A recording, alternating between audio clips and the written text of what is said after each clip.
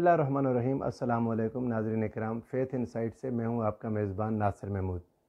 हमारे इस चैनल के जो बुनियादी मकासद हैं उनमें एक दीन इस्लाम की तरवीज है, खल्क़ खुदा की रहनुमाई है, असर हाज़िर के मसाइल का हल है और इसके लिए मुस्बत इल्मी मुबाहसा जो कि हर मुआशरे का एक लाज़मी जुज़्व है, मुआशरे की खूबसूरती है इसका आगाज़ भी मैं चाहता हूँ। और आज का ये जो सेशन है, जो सेशन आज इंतहाई एक अहम मसले पर मैं करना चाहता हूँ और वो एक सवाल का जवाब है, एक नज़रिए का जवाब है जिसके साथ हाल ही में अलरा टीवी पर जनाब यूनुस अल-गौहर साहब ने एक तसव्वुर और एक नज़रिया दिया।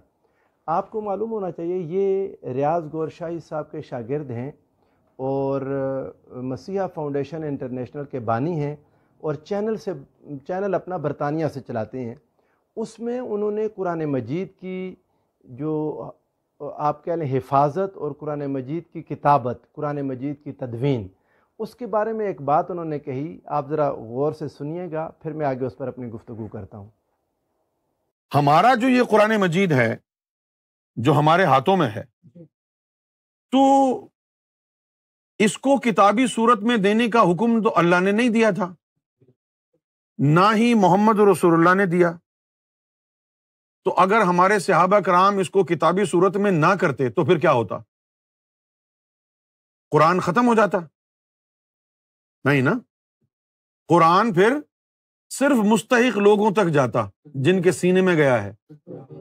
ये अल्लाह ताला का अता करने का, एक करम करने का, फजल करने का एक तरीका था जिसमें सहाबा कराम ने मुदाखलत कर दी। आज ये कुरान सबके पास है, जिसका जी चाहे इसमें इसकी नई एक तावील पेश करके लोगों को गुमराह कर देता है। इसी कुरान को पढ़ के लोग शिया बन गए, इसी को पढ़ के वहाबी और अहले हदीस बन गए, इसी को पढ़ के बरेलवी बन गए। और अगर ये कुरान किताबी सूरत में ना होता तो फिर तुम्हारी रसाई कुरान तक कब होती? जब तुम्हारा नफ्स पाक होता, जब तुम्हारा कल्ब पाक होता, फिर तुम्हारी रसाई सीना मुस्तफा तक होती, तो फिर कुरान में कोई उसकी तावील में गड़बड़ नहीं कर सकता।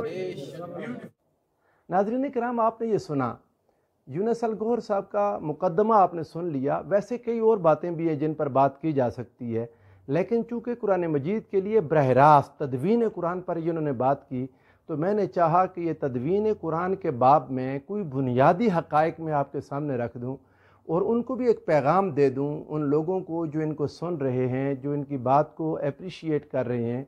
उनके सामने इस बात का कमज़ोर होना और बात का बेदलील होना वाज़े कर दूँ कि उन्होंने ख़ुद से ही एक बात गढ़ ली और उसको इस अंदाज़ में बयान कर दिया कि जैसे बहुत ही कोई मुस्तनद बात हो। आप अंदाज़ा करें, ज़रा गौर फरमाइएगा इस बात पर कि कुरान मजीद की तदवीन और कुरान मजीद की किताबत, उसको उन्होंने बुनियाद करार दे दिया कि ये बुनियाद बन गई मुख्तलिफ़ फ़िरक़ों की और मुख्तलिफ़ फ़िरक़े वजूद में आ गए और अल्लाह ताला का जो करम करने का तरीका था उसमें सहाबा किराम ने मुदाखलत कर दी और कई फ़िरके बन गए। मेरी समझ से बाहर है। मैं आगे जाके इस बात की कमज़ोरी आपके सामने आया करूँगा। सबसे पहले ये बात समझें, जहाँ से बात शुरू करनी चाहिए वो ये कि कुरान मजीद अल्लाह का कलाम, अल्लाह की किताब और अल्लाह की तरफ से नाजिल होने वाला वो कलाम है जिसकी हिफाजत रब्बे ज़ुल जलाल ने ख़ुद अपने ज़िम्मा करम पर रखी है। ये अपना कलाम, चूँकि इससे पहले अल्लाह की तरफ से तौरात, ज़बूर, इंजील आ चुकी थी, उन किताबों में तहरीफ़ की जा चुकी थी और उनकी तहरीफ़ का गवाह ख़ुद कुरान है। पहली किताब उतरी, तहरीफ़ हो गई, रब्बे ज़ुल जलाल ने दूसरी उतार दी, दूसरी में तहरीफ़ हुई, तीसरी उतारी। लेकिन चूँकि ये लास्ट किताब थी, इसके बाद किसी किताब ने नहीं आना था, सो रब्बे ज़ुल जलाल ने इस किताब की हिफाजत अपने ज़िम्मे ले ली। अब आप अंदाज़ा करें, कुरान मजीद कहता है औज़ु बिल्लाहि मिनश शैतानिर रजीम, इन्ना नहनु नज़्ज़लना ज़िक्र व इन्ना लहू लहाफ़िज़ून, कि ये कुरान हम ही ने उतारा और हम ही इसकी हिफाजत करने वाले हैं। कुरान उतरा कैसे? रब्बे ज़ुल जलाल से सुनकर सय्यदना जिब्रील अमीन हुज़ूर सरवर दो आलम सल्लल्लाहु अलैहि वसल्लम के क़ल्ब अतहर पर उतरते। ये कुरान हुज़ूर के क़ल्ब मुबारक पर उतरा। कुरान मजीद कहता है नज़ल बिहिर रूहुल अमीन, रूहुल अमीन सय्यदना जिब्रील अमीन है, अला क़ल्बिका लितकून मिनल मुनज़िरीन। ए मेरे प्यारे हबीब सल्लल्लाहु अलैहि वसल्लम, आपके क़ल्ब अतहर पर उतरा ताकि आप लोगों को डराने वाले हों اور پھر اس کو اتار کے اللہ نے اس کو جمع رکھنے، اس کو بیان کرنے، اس کی حفاظت کرنے کی ذمہ داری اپنے اوپر لے لی۔ ارشاد فرمایا ان علینا جمعہ و قرآنہ فاذا قرأناہ فاتبع قرآنہ، یعنی حضور سرور دو عالم صلی اللہ علیہ وآلہ وسلم کو بے فکر بھی کیا، لیکن حضور کی ایک ذمہ داری تھی۔ آقا دو جہاں صلی اللہ علیہ وآلہ وسلم کا ایک منصب رسالت تھا، جو ارشاد فرمایا کما ارسلنا فیکم رسولا منکم یتلو علیکم آیاتنا ویزکیکم ویعلمکم الکتاب والحکمہ ویعلمکم ما لم تکونوا تعلمون۔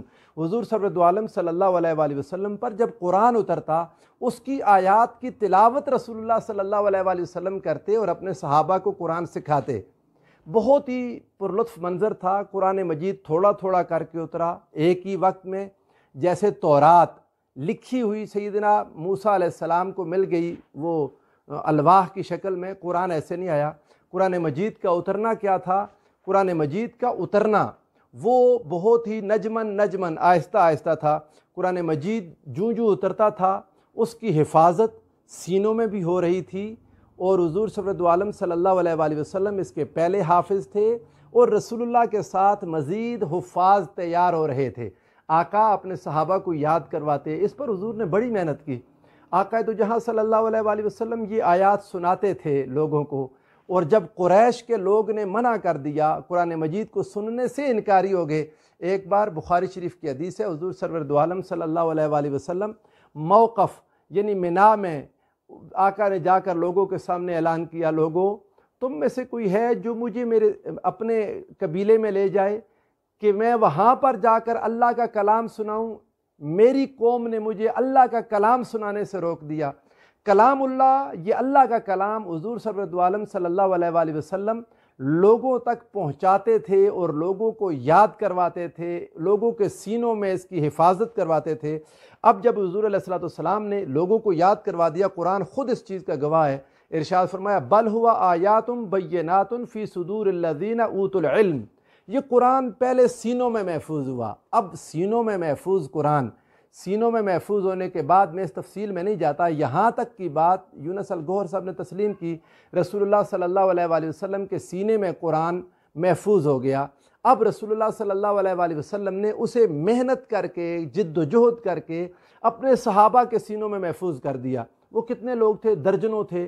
اور پھر جو مکمل حافظ نہیں تھے، مختلف آیات کے حفاظ تھے، وہ پورا طبقہ صحابہ تھا جن کو یاد تھا۔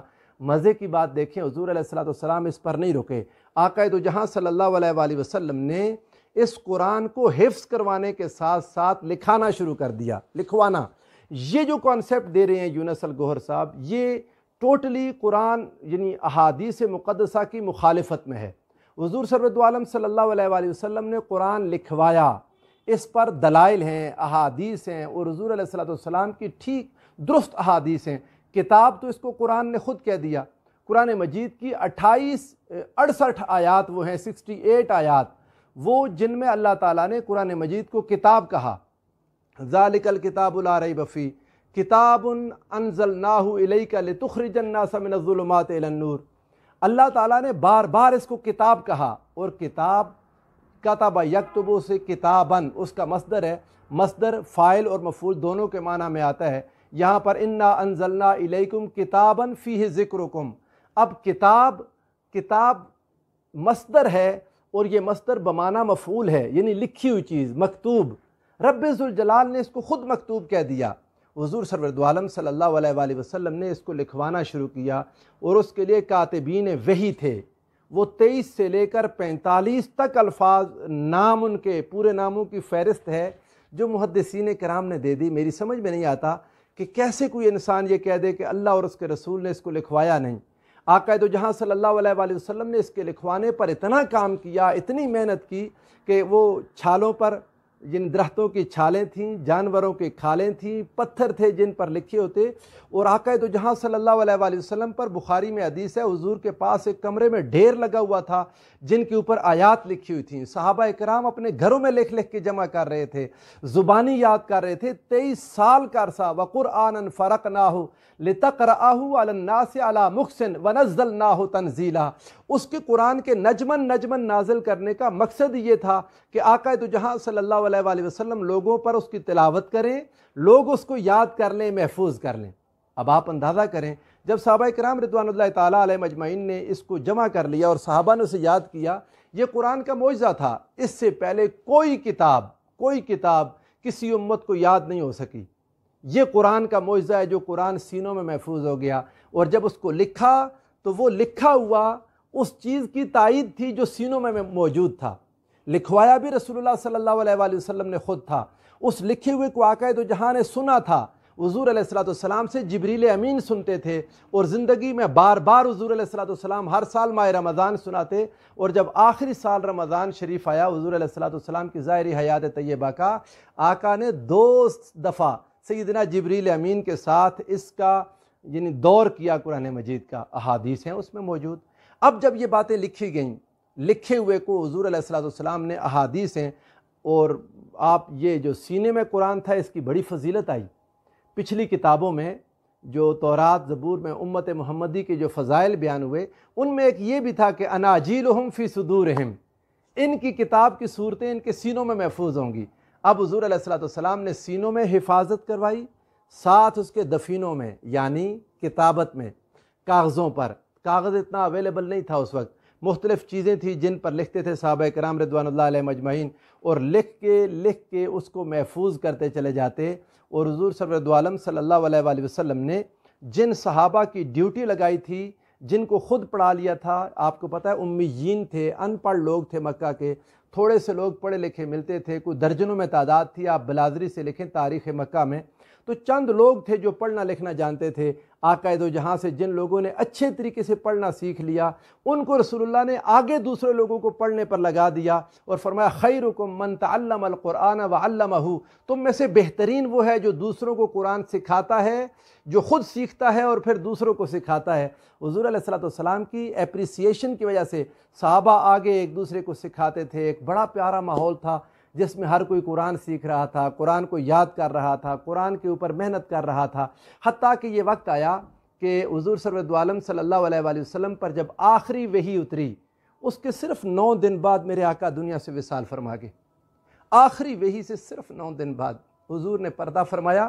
اگر حضور کو وقت ملتا یقیناً میرے مصطفیٰ کریم صلی اللہ علیہ وآلہ وسلم منشاء خداوندی کے تحت اس کو کتاب میں جمع کروا دیتے۔ 68 بار خدا نے اس کو کتاب کہا، ایک کتاب کی صورت میں رسول اللہ نے دینا تھا، مگر یہ ہوا کہ حضور پر وحی جب آخری اتری، ٹھیک 9 دن بعد حضور سرور عالم صلی اللہ علیہ وآلہ وسلم دنیا سے پردہ فرما گئے۔ اب اس کے بعد مسیلمہ کذاب کے ساتھ جنگ ہوئی، اور پھر غزوہ بئر معونہ ہوا۔ 70 دونوں غزوات میں قراء قرآن کے حفاظ شہید ہو گئے۔ تو سیدنا فاروق اعظم رضی اللہ تعالیٰ عنہ حضرت ابو بکر کے پاس آگے کہ اگر اس طرح لوگ شہید ہوتے گئے تو قرآن مجید جو سینوں میں ہے بہت سارے لوگ نکل جائیں گے ہم میں سے، تو کہیں زیادہ نقصان نہ ہو جائے، ہمیں اس کی کتابت کر لینی چاہیے۔ یہاں پر یہ نقطہ ہے جو اٹھایا یونس الگوہر صاحب نے کہ اگر صحابہ کرام یہاں یہ نہ کرتے تو کیا ہوتا؟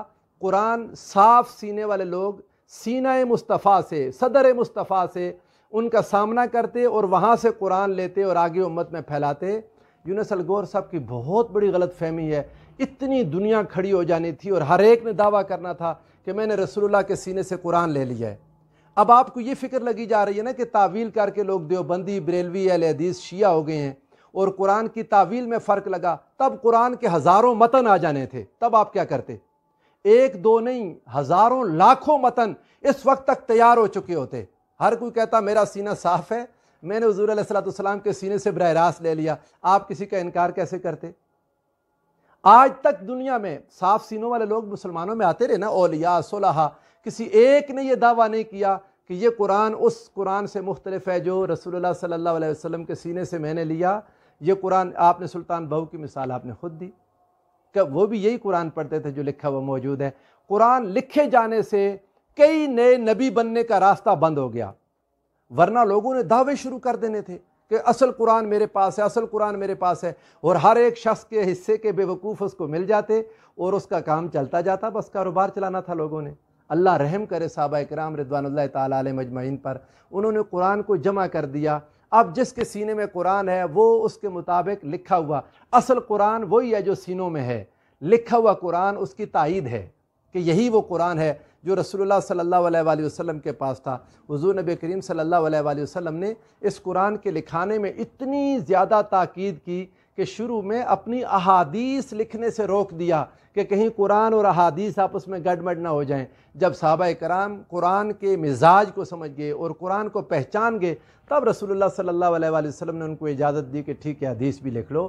تو یہ قرآن کا لکھوانا منشاء خداوندی کے تحت رسول اللہ صلی اللہ علیہ وآلہ وسلم کی اپنی محنت تھی، حضور کی محنت سے صحابہ کرام نے اس کو لکھا، اکٹھا کیا، اور اگلا کام کیا ہوا کہ پھر امت تک پہنچا، تو قیامت تک انشاءاللہ العزیز یہی قرآن امت کی رہنمائی کرتا رہے گا۔ میں اسی پر اپنی گفتگو کو ختم کرتا ہوں۔ بات ختم کرنے سے پہلے اتنی بات کہوں گا کہ اس قرآن سے اپنا تعلق مضبوط کریں جو آپ کے پاس کتاب کی صورت میں ہے، یہی ہدایت ہے، یہی سینوں کا نور ہے، اور جس کے دل میں اس کی محبت نہ ہوئی، کل قیامت کو رسول اللہ صلی اللہ علیہ وآلہ وسلم اس کی شکایت کر دیں گے، اور اللہ کے حضور کہیں گے وقال الرسول یا رب ان قوم اتخذوا ھذا القرآن مہجورا، رسول کہیں گے اے میرے رب میری قوم نے اس قرآن کو چھوڑ دیا تھا۔ اللہ ہم سب کو قرآن کی نسبت اور غلامی اور تعلق نصیب فرمائے۔ والسلام علیکم ورحمۃ اللہ وبرکاتہ۔